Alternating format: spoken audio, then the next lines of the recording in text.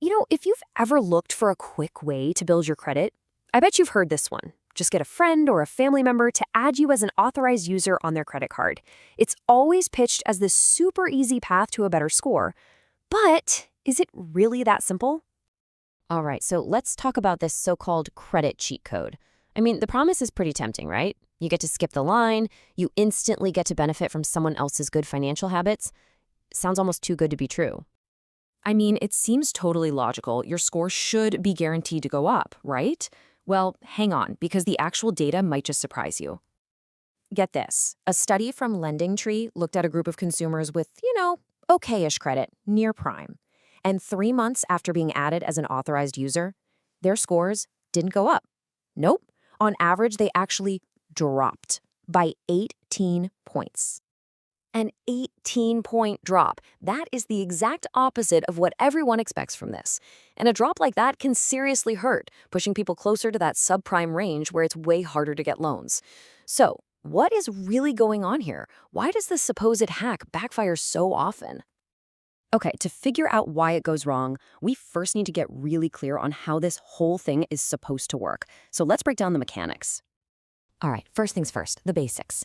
As an authorized user, you get a card, it's got your name on it, and it's linked to the main account. You can make purchases, you can spend, but here's the absolute key. You are not legally on the hook for that debt. That responsibility, it falls 100% on the primary cardholder.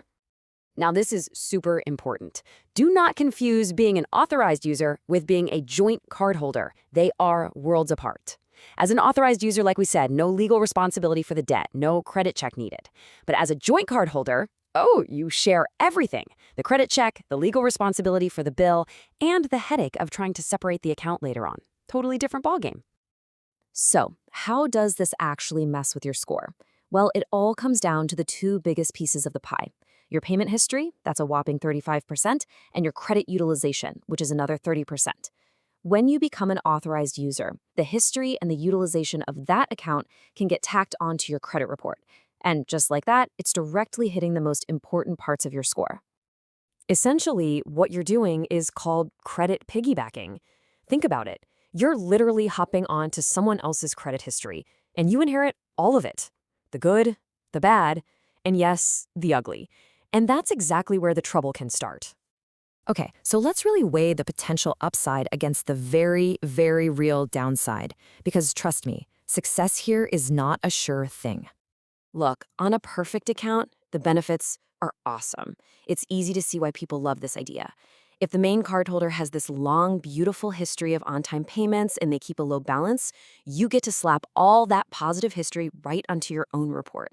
Your total available credit goes up, which can totally slash your credit utilization ratio, and that's a huge plus for your score. This is exactly why that whole cheat code myth got started. But, and this is a big but, the risks are just as real. You inherit any of the bad stuff too, like late payments. And here's the real killer. If the primary cardholder carries a high balance on that card, it can send your credit utilization through the roof and absolutely tank your score. Oh, and one more thing. Since you're not the owner, they can just remove you from the account whenever they want. And this brings us right back to that LendingTree data. This right here is the smoking gun.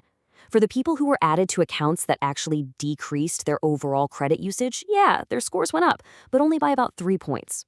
Not huge.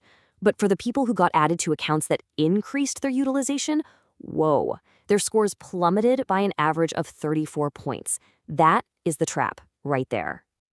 And look, this isn't just some abstract number in a study. This has a massive, real-world impact on people.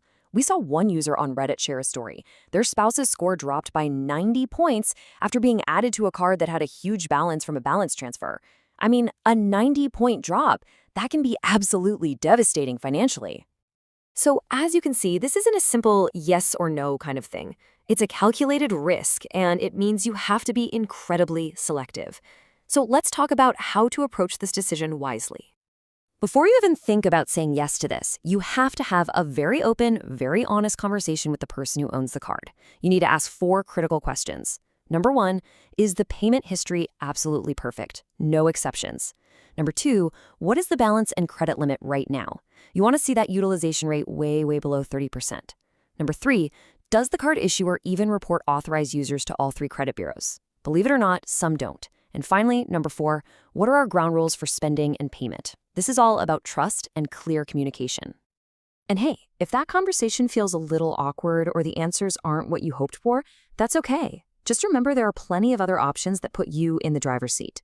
You could get a secured credit card or a credit builder loan. These things are literally designed for this exact purpose.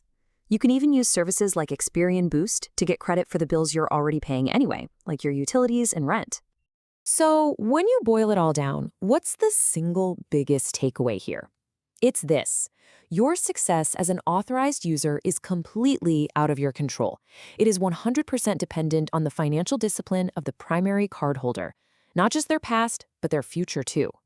So, no, it's not a cheat code. It's really a bond of financial trust. And that leaves us with one last really critical question you have to ask yourself. Whose financial habits are you willing to tie your credit score to? Think about that and choose wisely.